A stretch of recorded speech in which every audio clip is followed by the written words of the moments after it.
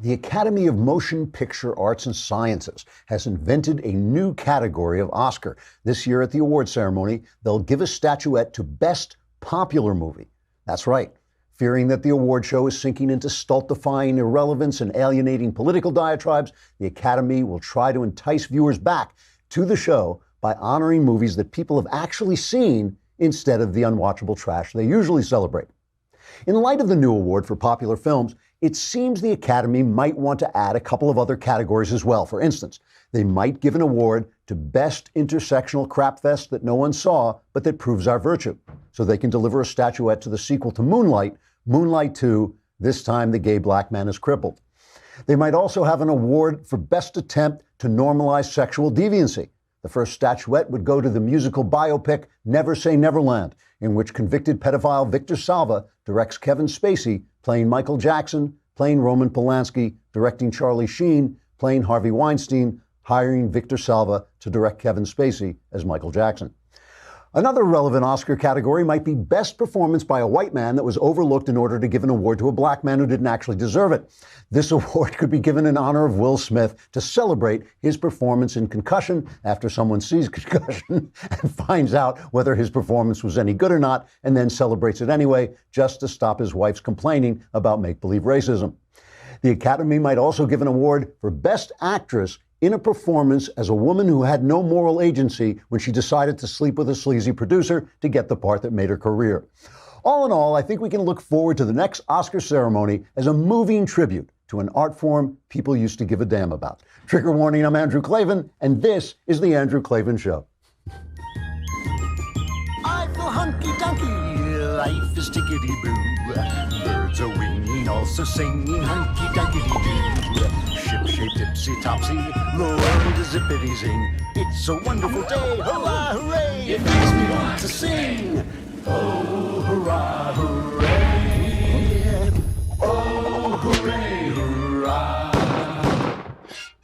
All right, we come here today at the very brink of the Klavanless weekend. So like I said yesterday, suck all the Klavan-y goodness you can get out of this show, because it's going to have to last you like a camel. It's a camel crossing the desert. It's going to have to last you through the days, the hard days to come. Hey, if you missed yesterday's show and my interview with the God King of the Daily Wire, Jeremy Boring, about the internet, really go back and watch it. I thought that was just a great interview. You know, one of the things I give Jeremy if you think I give Knowles a hard time, I give Jeremy such a hard time that I have to pause sometimes and remember, you know, a lot of conservative content on the internet, Jeremy is behind it. PragerU, some of Bill Whittle's stuff, some of my stuff, you know, just so much stuff that he just, you know, he never says anything, and all we do is pound on him. And he's actually been really one of the hidden hands behind the conservative movement, especially online. Ezra Levant has been in England visiting Tommy Robinson, the activist, the anti-Muslim activist who just got out of prison. He will be on the show later on and will stay on and let you watch that, but you should subscribe just out of guilt at this point. You know, it only costs $100 for the whole year, and you can be in the mailbag. You get the Leftist Tears tumbler. What's not to like? You know, I am old enough to remember seeing Jaws in the theater. When Jaws opened, I went and saw it in the theater. And the experience of seeing Jaws was such that when you walked out, it was absolutely true, you were shocked that you weren't on the water. When you walked outside, and I think I was in San Francisco, I walked outside and I thought, oh yeah, I'm on land. Of course I am. It was such an immersive film. And now, if you want to find out the incredible story, and it really is an incredible story, behind the making of Jaws, Wondery, the podcast people, have a new podcast called Inside Jaws. It takes you on an immersive journey through the making of 1975's pulse-pounding hit film and first ever summer blockbuster. I did not know that it was the first ever. You'll follow one of the most prolific filmmakers in history, Steven Spielberg, from the making of his first 8mm Western as a young Boy Scout to the rocky production and groundbreaking release of a movie that changed the film industry forever. This is a tale of guts and glory. You don't want to miss it. You can hear the first 2 episodes right now by subscribing to Inside Jaws on Apple Podcasts or heading to wondery.fm/Inside Jaws. Or you can listen to the first 4 episodes ad-free by signing up for Wondery Plus at wondery.com/plus. That's WONDERY.com/PLUS. Go subscribe to Inside Jaws today. It's a great story. It really is. Okay. So a lot of times when I give speeches, I talk about the fact that the conservatives don't understand the arts. And I talk about the fact that we believe in facts, and that makes us very suspicious of the imagination. And because of that, we don't participate in the arts. We get stuck with, pointing at charts and showing the numbers and all that stuff, while the left makes these brilliant propaganda films, we pay them to be propagandized. We pay them to turn James Bond into a pro-socialist. James Bond spent his whole life fighting the communists, and now suddenly in the later movies he becomes pro-socialist because they're selling this propaganda. Avatar, one of the most popular, successful films of all time, pure left-wing propaganda. They make us pay to see their point of view. They're really good at it. But their problem is we don't understand that conservative culture doesn't look like conservative life. I always talk about The Sopranos, what a conservative show it is, but it doesn't look like conservative life. It's about crime, it's got nudity, it's got cursing, but it's a conservative show. So we don't understand that conservative culture doesn't look like conservative life. The left has the opposite problem. They don't understand that life doesn't look like left-wing culture. They think the world is taking place in their imagination, and they actually have a theory that fictions are what govern the world, and if you can just get control of the narrative, you will change reality. They really do have this theory, and they write about it all the time. They don't understand that reality remains exactly the same, no matter what you say about it. And you can control people's minds with a narrative, but ultimately reality comes and bites you back on the backside. And the funny thing about this is I think a lot of us on the right don't understand how traumatized the left is. And they're not just traumatized by the defeat of Hillary Clinton, though they are traumatized by that because in their imagination she was already queen. She was already the queen of the country. And they don't even know that we don't have a queen. I mean, they thought, she was just going to fill that role. But they are traumatized by the fact that they created Barack Obama in their imagination as a savior. They sold him to us as a savior. They told us that this is it. If you don't like this man, the only possible reason must be because you're racist. That's the only possible reason. And he failed. He failed. He did a bad job with the economy. He did a bad job with the Middle East. He did a bad job around the world. The only thing he did was save us from global warming with a treaty that means absolutely nothing. I mean, that was Obama. He did things in his imagination, like, oh yes, now we're saved from global warming. The oceans will recede and won't take over, Palm Springs. It was all imagination, and they are being traumatized by the fact that reality hasn't changed. Reality stuck to the gods of the copybook heading. It's stuck to the old rules no matter what Obama did, and Obama failed. He was a failed president. It was a failed presidency. The only thing that saved him from absolute failure was the economic crash, which should have had a great big recovery and had a little recovery because of Obama, but at least it was a recovery. So that saved him from being an utter failure. But all his policies failed, and now they're all gone. They're all disappeared. I remember a dinner. I don't think I've ever told this story. Yeah, I remember a dinner with Andrew Breitbart. He invited some of his good friends together, and we were all laughing because we were all middle-aged white men. We were all sitting around going, "Who says conservatives are all middle-aged white men?" Oh, it's us. So yeah, it's true. And Bill Whittle was there. John Nolte, who's now at Breitbart, and I think Obama had just been elected. And we were all sort of discussing what to do next. And a lot of big names were at the table. And I think I was serving drinks. I think I was the waiter. But Bill Whittle, who is an incredibly eloquent guy who can go off for 20 minutes without ever saying, and just these full, complete, perfectly phrased sentences. He went off on a rant that must have gone on seriously 20 minutes, where he just said, this is the end of the left. Obama's election is the end of the left because they've made him a savior and he's going to fail. And when he fails, they're going to have to admit that all their programs failed and all their saviors were bad and and he went on, and it's just goes on and on. And then when he finished, there was a long silence. And John Nolte, who is just an honest, straightforward, kind of working class guy, Nolte goes, I don't know. I think they'll just blame us. That's what's happened, But Bill was right. Their savior failed, but they're just blaming us. They're blaming reality for being reality, and they're blaming Donald Trump for representing that reality. He's kind of the big monster reality that has come. And so everything he says, they say the opposite. And they're creating this world of imagination. The elections yesterday, the primaries and all this, they had a close run. They almost got this seat in Ohio that they wanted desperately. They lost it.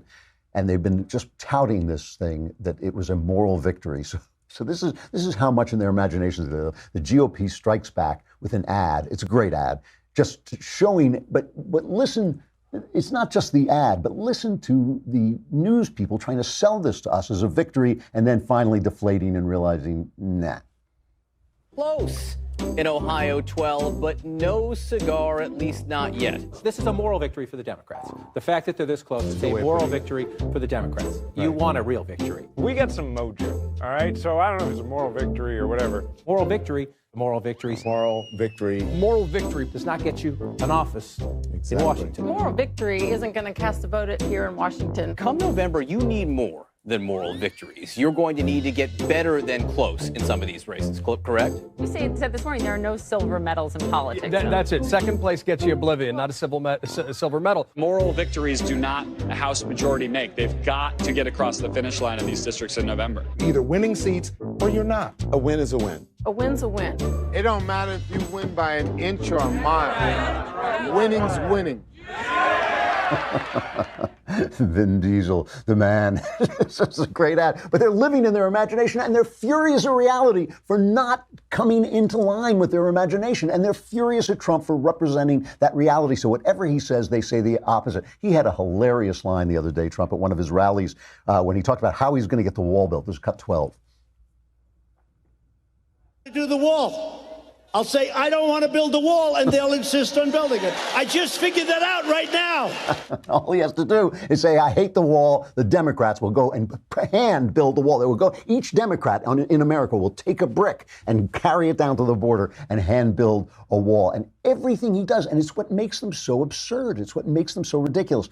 They just reinstated the sanctions on Iran that Obama stupidly removed for his stupid deal that was not going to do anything to stop them from building nuclear weapons, but did prop up a hellacious regime. So Trump reimposes the sanctions. The New York Times, a former newspaper, runs a story that is just hilarious about how poor Mohammed is going to suffer. He's going to suffer from these sanctions, that are coming down on him. Just whatever Trump does. So now yesterday, I guess, he put new sanctions, the administration put new sanctions on the Russians, because remember, they poisoned that former spy in Britain, and in support of them, they put new sanctions on the Russians. But of course, we can't admit to that, because that shows that Trump has actually been much harder on the Russians than the last two administrations, and that doesn't jibe with the narrative that's in their imagination. In their imagination, Trump's a Russian spy. In their imagination, Trump and Putin are, sitting behind. They're like Clinton and Monica Lewinsky. They're in the Oval Office doing it, and they're just selling the country to the Russians. But in fact, he's been very tough. So the New York Times, a former newspaper, reports it this way. An administration official described the list of affected items that would be sanctioned as enormously elaborate. But outside experts said the actual amount of exports involved is fairly small, because the Obama administration already banned exports to Russia that could have military purposes. He hasn't even announced what exports are being banned yet. They haven't even announced it, but it's not going to be as good as Obama's. It is not going to be, because in their imagination, Obama was tough on Russia. In their imagination, Obama was the savior. If you think I'm kidding, I got to show you this. Vox is this very, very left-wing website, and ProPublica, which won the Pulitzer Prize, touts itself as an investigative website, but it was formed by Democrats. It's pro-Democrat, it's pro-left. So Trump is always hitting against MS-13, right? The gangs that have come up. The gangs were formed. There was a revolution in the 70s, I guess it was, in Central America. And all these guys from Central America, from El Salvador, the Honduras, other Central American countries, came up to America as illegal immigrants. And when they were here, they started to form this vicious gang, MS-13. So Vox and ProPublica makes a video saying, well, it's our fault. It's not a Central American thing. They were formed here, which is true. The gang was formed here, but it's Central American gangs, and they're all illegal immigrants. So they start telling us, this is truly, the FBI says this is the most brutal gang in America. These are guys, they love their machetes, they want to cut children to pieces, they do all this horrible, horrible stuff. Here, so help me, I am not making this up. This looks like something that Jay did in the back room, but this is ProPublica and Vox telling us, Trump is demonizing these guys, but they're not that bad. I've been reporting on Long Island for a year, and the MS-13 that I'm seeing on the ground there has almost nothing in common with the MS-13 as portrayed by the government. For one, the Trump administration presents MS-13 as a drug cartel. The drug smugglers and the vile criminal cartels like MS-13. But that's not really the case. MS-13 is not really involved with the international drug trade. The MS-13 members that I've been following are working after-school jobs. They're living with their parents. They get around Long Island on bicycles because they can't afford cars. It's not the kind of gang that you really get any money from. MS-13 isn't a highly organized criminal group. It doesn't have a central leader or global ambitions. But it's been classified as a transnational criminal organization. The Obama-era Treasury Department put the group on a list of sanctioned organizations with groups like the Mexican Zetas and the Japanese Yakuza.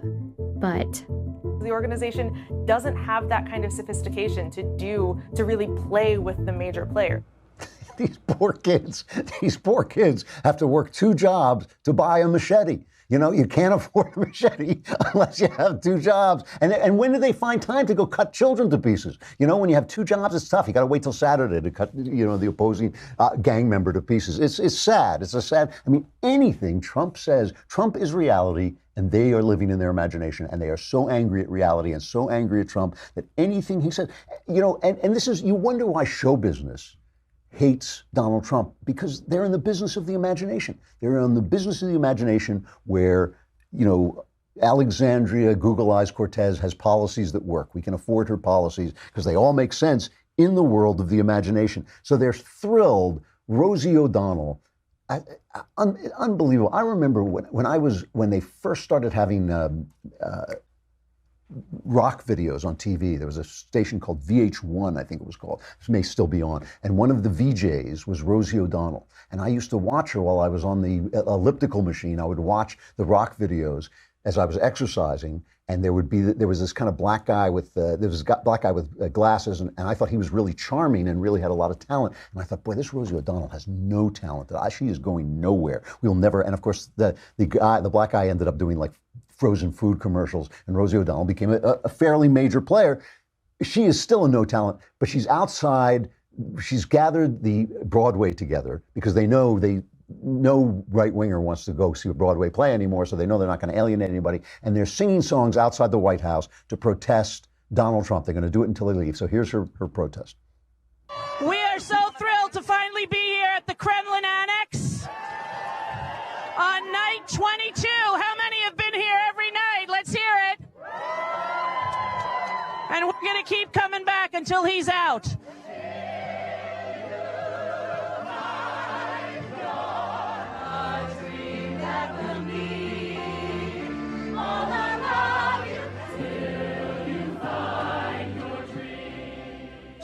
So first of all, Trump wasn't even there when they were doing this, but I think it's kind of like Joshua. If they sing, you know, climb every mountain loud enough, the White House will just crumble. You know, but it's all imaginary. And Rosie O'Donnell is the perfect spokeswoman. They're having her on shows. They're having her on television shows, and they forget that she's a truther. She's nuts. The woman is out of her mind. She's the one who said, well, play it. Do we have that thing from The View? Yeah, this is cut number 8.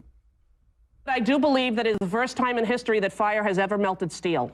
I do believe that it defies physics for the World Trade Center Tower 7, Building 7, which collapsed in on itself. It is impossible for a building to fall the way it fell without explosives being involved. World Trade Center 7. World Trader 1 and 2 got hit by planes. 7, miraculously, the first time in history, steel was melted by fire. It is physically impossible. And who do you think is responsible for that? I have no idea. But to say that we don't know that it imploded and it was an implosion and a demolition is beyond ignorant. Look at the films, get a physics expert here from Yale, from Harvard, pick the school. It defies reason. Let's get one.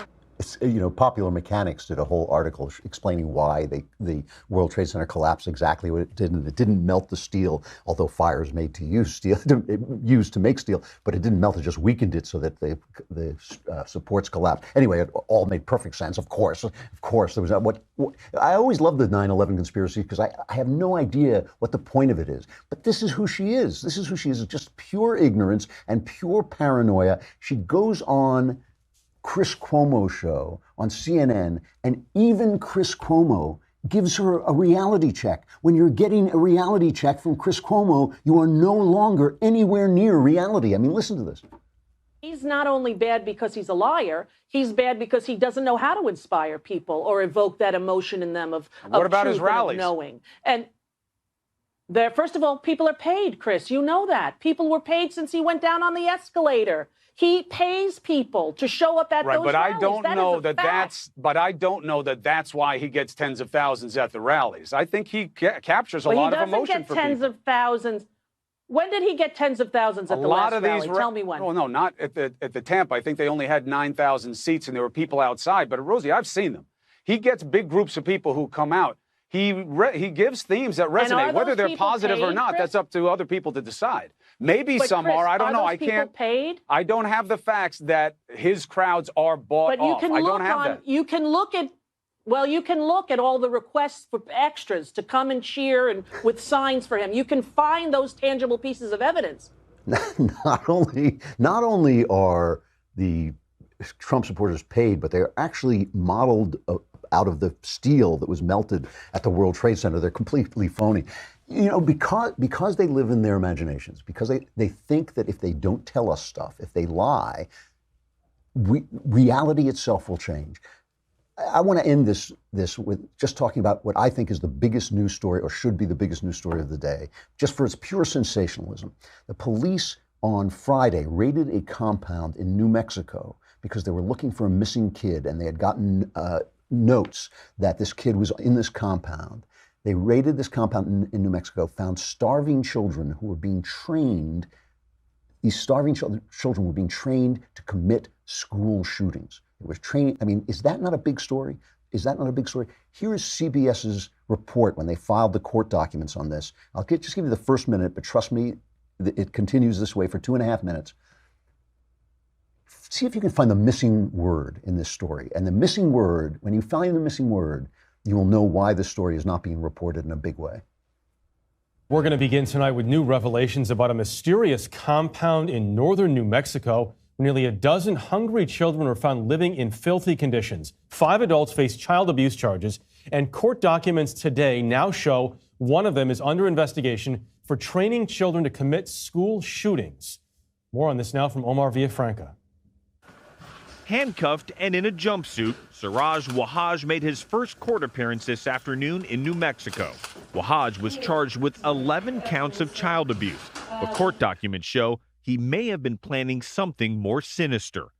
A foster parent of one of the children alerted investigators that Wahaj had trained the child in the use of an assault rifle in preparation for future school shootings. Prosecutors revealed the information to make the case he should not be given bail. Wahaj, another man, and 3 women were arrested when deputies raided the complex last week. Find the missing word? Yeah, it's Islam. It's Islam. It was an Islamist compound, and that's why they're burying it. It took them days to mention it. I mean, even when they do mention it, they mention it deep in the story. By the end of the story, you can deduce that it was an Islamist compound, but they just leave it out because if they don't tell the story, the reality won't exist. And that is the major flaw on the left. That is their problem on the left. Their problem is reality. All right. We're going to talk more about this because when you want to see the wages of living in your imagination, you can look at Rotherham in England, where all those girls were raped while nobody wanted to admit that it was going on because they were afraid of being called racist. We're going to talk to Ezra Levant about what's happening with Tommy Robinson, who was trying to report on that story and was put in prison for it. But first, it is time for the Left Wing Dictionary. You know, we missed our Tuesday release of the Left Wing Dictionary. We had a little bit of technical difficulties we had to fix, but here is F is for feminism. F is for feminism. Feminism is a movement to end the unfair treatment of women by having women complain about every little thing until you just can't stand them. Before feminism, women were forced to stay at home, shaping the souls of a new generation until their children rose up and called them blessed. They weren't allowed to do important stuff like running the Amalgamated Widget Company while underpaying poor minority women to stay at home and shape the souls of a new generation, after the poor minority women had dropped their own children off at unclean, overcrowded daycare centers. Conversely, before feminism, men got all the breaks and were allowed to do cool stuff like work for a living and try not to sleep around, even though they really wanted to. Today, though, because of feminism, women have many rights they never had before. They have the right to miss the experience of raising their children by working 8 hours a day for a man who doesn't care about them before going home to ruin their children's lives by spoiling them because they feel so guilty about not having been there all day. They have the right to enjoy meaningless sex, just like men do, and then get incredibly depressed and feel as if they'd been used and treated like a piece of meat because they were used and treated like a piece of meat by men who enjoy meaningless sex much more than women do. They have the right to daydream that a man will come and rescue them and take care of them, and then feel guilty about it because feminism told them they're not supposed to daydream that, but they do anyway. And they have the right to blame their problems on men until no man on earth would want to talk to them, and they're forced to spend the best years alone pretending that's okay when it's really not, but they're not allowed to say so. Before feminism arose in the 1970s, according to a recent not made up study, women judged themselves to be happier than men.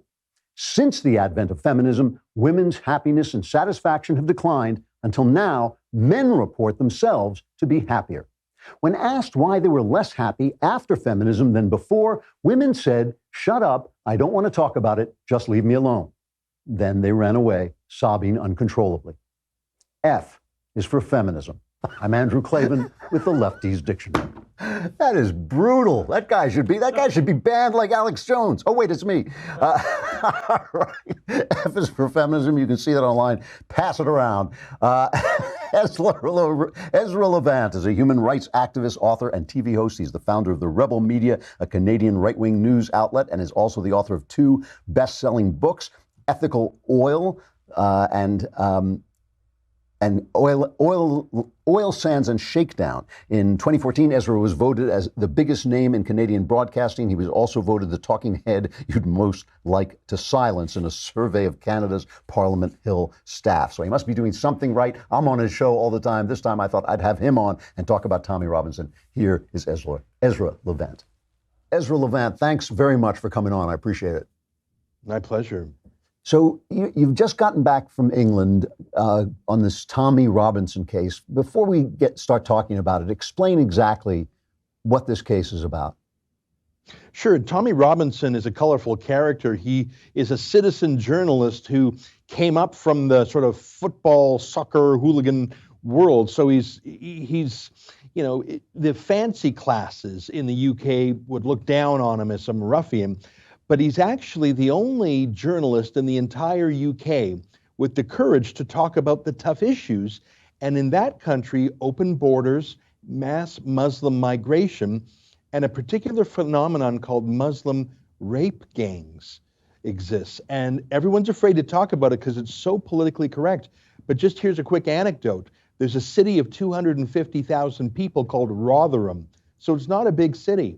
But over the course of a few years, 1,400 white indigenous British girls were systematically extorted and raped by a Pakistani Muslim rape gang.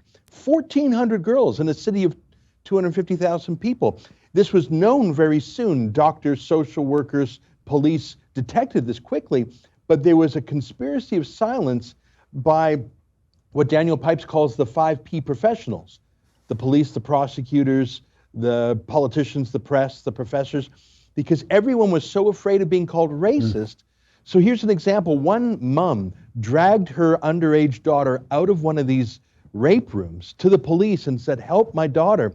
And a policeman said, "You be quiet now, or we will charge you with parental neglect." And this was covered up for years. It was finally a formal inquiry, and the number one excuse given was afraid of being called racist. Tommy Robinson reports on this unreportable subject, and on May 25th, he was outside a courthouse in Leeds, where a 29-person rape gang was on trial for raping girls as young as 11 years old. And he was out there live streaming on Facebook, and then 7 police swooped down on him, bundled him in the back of a police truck. He was hauled before the judge, who had a summary trial, and sentenced him to 13 months in prison for live streaming. So he went from arrest to prison in 5 hours. Didn't they have some kind of that he was out on bail? Hadn't he violated some parole thing? Or is that wrong? He had done a similar thing in Canterbury, where there was a rape gang on trial there, and he filmed himself on the court precincts, a little selfie video for 45 seconds. I should tell you, Tommy Robinson used to work with us at the Rebel a year ago, so I know this because I was involved in the Canterbury case. He pointed his cell phone at his face like this, and he talked into it for 45 seconds. But because he was standing on the court precincts, that's illegal. So he just did a little video commentary, 45 seconds. He was given a 3-month suspended sentence. Okay. So that sentence kicked into effect, and they added another 10 months to it. Got it. Because he was standing outside the Leeds court, and he didn't say anything about the trial inside other than the names of the accused. So now he went to prison for 13 months. He's out though. Am I right? Yeah. Now we mustered a crowdfund campaign to hire some excellent lawyers to appeal his conviction and his sentence. And the Lord Chief Justice of the entire England and Wales presided over the case with the Court of Appeal, and he won. So after 2 months, and he served it in solitary confinement. Can you believe that? Wow. Because, as you can imagine, Muslim prison gangs, I mean, in the United States, you have different ethnic gangs in prison. You have Hispanic gangs, black gangs, white gangs, I guess. In the UK, the dominant prison gangs are Muslim. And in fact, when you're in prison, you often convert to Islam to be protected by the Muslim gangs. So Tommy Robinson had a fatwa on his head. Any Muslim prisoner who would murder him would become a hero. So he had to be put in solitary, or he'd be killed immediately. Wow. Well, you can't live for 13 months in solitary. They had him in prison for 2 months, and the Muslim prison gangs worked the kitchen. So he couldn't eat anything that wasn't sealed or wrapped, because they would say, "Oi, Tommy, how's your food, eh?" Because they were trying to poison him. So he lost 40 pounds in prison. He asked for permission to get more food. The prison warden said no. He lost 40 pounds. We finally sprung him out of prison last week. He looks like a concentration camp survivor. He was not fat to begin with. He was like 170 pounds. He's a grown man. He's 135 pounds now. And here's the crazy thing. They're sending him back to court next month to have a rehearing. They want to throw him back in prison again. For the same thing? For the same thing, because the Court of Appeal threw out the conviction and the sentence, saying it was procedurally flawed in about 6 different ways. But instead of throwing it out, they said, so have a retrial of the same offense and do it right and put him away right. The Court of Appeal was an incredible vindication that his first conviction was flawed, onerous. He was sentenced to under the wrong provisions. He was not given a right to a fair hearing. He didn't have proper counsel. There were so many things flawed with it. He was obviously treated improperly in prison, but instead of letting the man go after a 2-month prison term, the Court of Appeal said, oh, just do it over again and just get it right this time. So he's in jeopardy of more prison. I should tell you that he is the first journalist in the UK to be imprisoned for contempt of court since 1949. So it's just not done in the UK. So now you're Canadian, why are you going over there? Well, as I mentioned, Tommy used to work for us here at the Rebel. He was our UK journalist. And I mean, I became friends with him, and we fought on his side to get him out of trouble in the Canterbury rape gang trial. So he's independent now, but when I saw him get locked up in the back of that police truck, his last words were, "Get me a lawyer." Right. And I thought, well, I can do that because I know all these lawyers in the UK from when Tommy worked with us. So, I mean, I met his wife and his kids, and the idea of Tommy Robinson going to prison for 13 months because he was reporting out, and all he did was say the names of the accused, and he read them off the government broadcaster website, the BBC. At this moment, Andrew, you can go right on the BBC website and Google the Huddersfield rape gang. They call it a grooming gang. The Huddersfield grooming gang. You could read the 29 names off the BBC website right now. All Tommy Robinson did was read the government website into Facebook, and he was arrested for contempt of court because they said that was disrupting and endangering the integrity of the trial simply to read those names on the live stream. Now let me ask you this. I mean, I'll have if you can give me a hand with this, I'll have Tommy on the show and I'll let him make his case and interview him directly if he wants to come on. But meanwhile, I have heard all kinds of things about Tommy Robinson personally, that he has been arrested for violence, for domestic abuse. I know he was part of the British National Party, which is an actual fascist party. I'm not sure how long he was with them. Are we, even though he's right about the rape gangs, is it possible that he is on the wrong side in a lot of other ways? I heard so many bad things about Tommy Robinson because I relied on the internet, the mainstream media. So when I remember my first interview with him via Skype, I was sort of nervous. I said, Tommy, they say all these things about you. How do you feel about the Jews? How do you feel about this and that? And I realized that a lot of it was misinformation. When I first met him in the UK, I met him with his best friend since childhood who happens to be black. His key allies are Sikh because Muslim rape gangs, they attack British girls and Sikh girls, oddly enough. It's true that he was the founder of something called the English Defence League. But when it became too intolerant and racist, he abandoned it. He actually shut down the organization that he created. It's not true that he was arrested for domestic violence. That's simply not true. I mean, he got into a shouting match, and then he got into a scuffle with an off-duty police officer. Like I said, in my first mention of him, he comes from that football hooligan world. Tommy is no saint, but although he has his vices, he has one enormous virtue. He's willing to speak truth where the rest of the media and the 5P professionals in the UK are silent. Tommy Robinson is not the gentlest of souls, but he has one characteristic of stubbornness that is so necessary to smash the information cartel there. Let me give you a little anecdote. You know Piers Morgan, you know who I'm talking about. He hosts a show called Good Morning Britain, just like Good Morning America.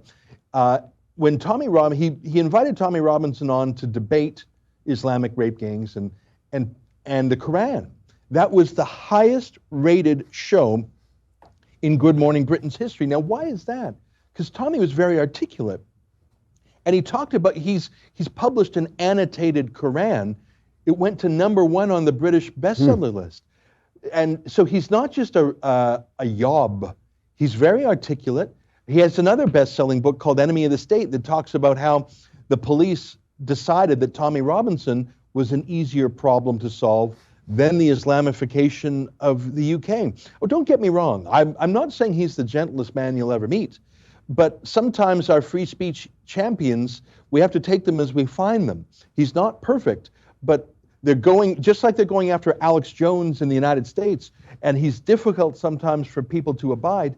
Well, that's the point. They go after the low-hanging fruit, and then it's Alex Jones today, it's Breitbart tomorrow, it's Ben Shapiro the day after that. Sure. It's Tommy Robinson today, and then maybe it's a more mainstream newspaper the day after that.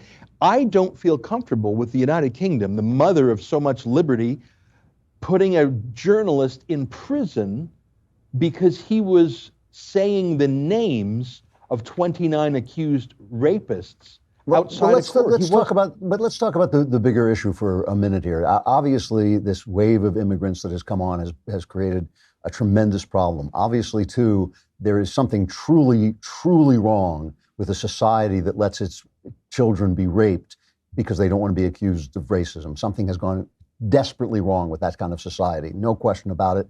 And I know that Canada has problems with free speech too now, where they don't want people, they actually have committees that can stop you and penalize you for saying things that are outside of the leftist realm of approval. Let me ask you this. Is there a way forward with this incredible Muslim influx? Is there a way that these people can be taken in and assimilated and adapted, or do you feel that it is just impossible? Do you feel that Islam and the West can't live together? Well, the problem is most politicians, when you ask them that question, will focus on the easy answer, which is security. They'll say, oh, we do a background check. We check for terrorism and things like that. That's not a sufficient answer, because I think that while when there is mass Muslim immigration, terrorism does follow, that's not the real threat to our society. The odds of being the victim of an actual terrorist attack are extremely low.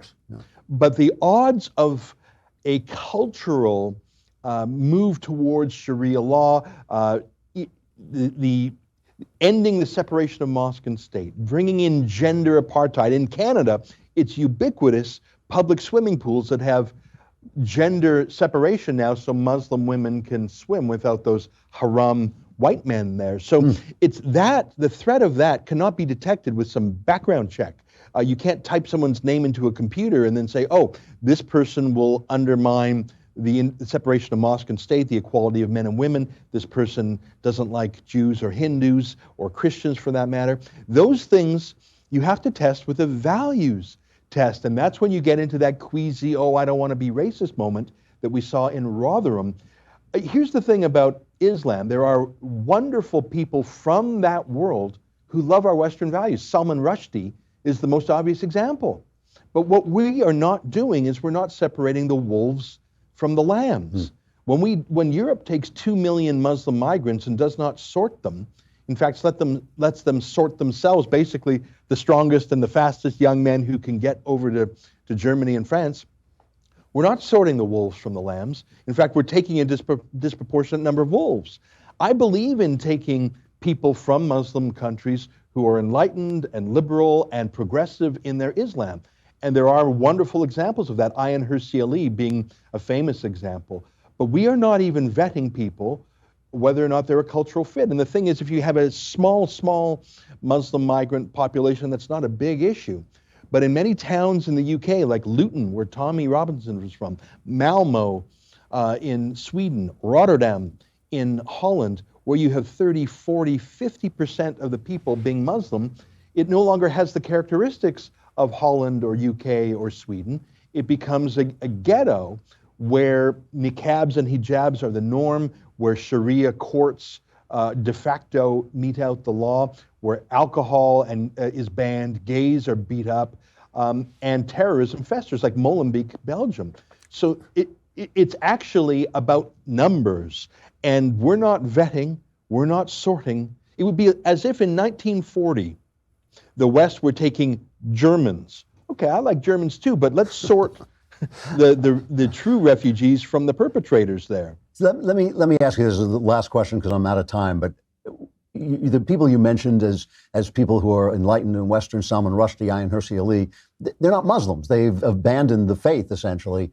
What do you propose that Europe, and I assume Canada, what do you propose they do about the Muslim population that's already there?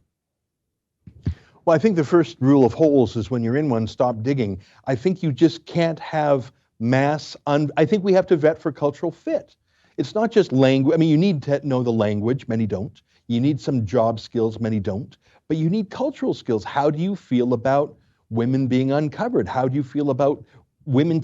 We have mass Syrian migrants that Justin Trudeau, our prime minister, brought over. They don't do well when a female teacher in high school says, sit down. They slap back physically. That is a cultural fit question. And we just don't have an obligation to bring over people who will change our core cultural values. I think it's so tough. In Rotherham, this was such a tricky question. They literally allowed an entire generation of girls to be raped, and not just once, but repeatedly and endlessly for years, rather than being called racist. Yeah. They prefer rapist to racist. That will kill us all. That is an atrocity. Ezra Levant, Rebel Media, thank you so much for coming on. We'll talk again, and if Tommy wants to come on, I would love to talk to him directly. I'll let him know. Thank you, Andrew. Thanks a lot, Ezra. All right, let's leap right into stuff I like.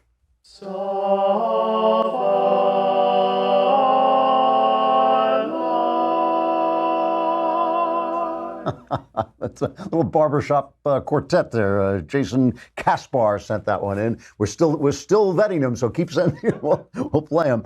All right, now on stuff I like, I have been very, very careful not to allow any form of nepotism or friendship to affect my choices of the things I recommend, because I don't want this to become a forum where I'm constantly being called up and people are saying, oh, can you put my stuff on stuff I like? So I haven't done that.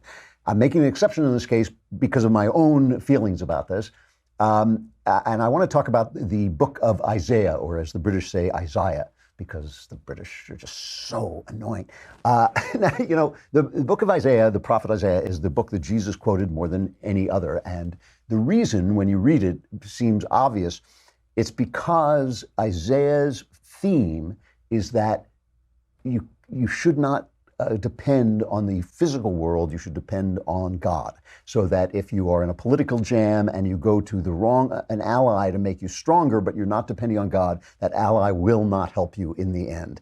If you are doing sacrifices, bringing sacrifices to God, he doesn't care if you're not just, if you're not righteous. He wants you to depend on him and follow the meaning of things, not just the physical world. And obviously that was very much Jesus's theme. One of the reasons Isaiah can be very difficult to understand is because he's talking about a political situations that obviously don't exist anymore. It's thousands of years ago. And sometimes it's hard to understand why he's referring to, say Egypt or, Assyria or whatever country he is referring to. It's as if I said, Russia is meddling with our elections, and they found that 4,000 years from now, and Russia had no meaning anymore. They didn't know what Russia was or what it meant to me. So it can be very difficult. And so it needs to be a very clear translation.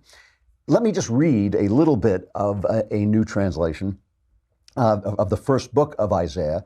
I'm edited a little bit for space, but it's God telling people through Isaiah that he doesn't care if you celebrate him. He doesn't care if you bring him sacrifices. He wants you to be what you are supposed to be. And he says, Isaiah says, hear God's proclamation, you elites of Sodom. So he is calling the people in Israel, the elites of Sodom, lend your ears to our God's teaching, people of Gomorrah. What good are all your sacrifices to me, says God? I'm stuffed full. Offerings of goats, milk from fat cows, bull's blood, sheep and rams, I take no pleasure in them. When you come to show yourselves before me, who asked for that from you? To trample my courtyards? No more. Stop bringing worthless gifts, sweet-smelling incense. It's vile to me. When you stretch out your palms, I'll hide my eyes from you. Even when you multiply your prayers, you'll get no audience from me. Your hands are full of blood. Wash. Get pure. Get the evil of the things you do out of my sight. Let go of evil. Learn how to make good. Hunt after justice. Give relief to victims and justice to orphans. Plead the widow's case. Come here, says God. Let's talk this out together. If your sins are like scarlet, they'll turn white like snow. This is a brand new translation by my son Spencer, who is a brilliant scholar at Oxford, and he is crowd editing this. He is putting it up chapter by chapter on his website and wants you to read it and send him your opinions of how the translation reads, how it feels to you. And I think it is a really worthwhile project because he calls it the Isaiah Project, and we need a new translation of this book because it can become very obscure over time, even though obviously the King James is a beautiful translation. It gets hard to read over time. So he's going to publish this one chapter at a time, and he would love to have you come and read it and comment on it. To find it, go to his website. It's called rejoice-evermore.com. rejoice-evermore.com. And you can find the Isaiah Project, read his new translation chapter by chapter as it comes out, I think one chapter a week, and comment on it. It would be a big help to him. And I think I think the translation is absolutely beautiful. And I think, your comments will obviously improve it. I'm sorry, that's all I can do. The Klavanless weekend is here. I've staved it off as long as I possibly could. You're stuck. You're screwed. I'm Andrew Klavan. This is the Andrew Klavan Show. Survivors, gather here on Monday.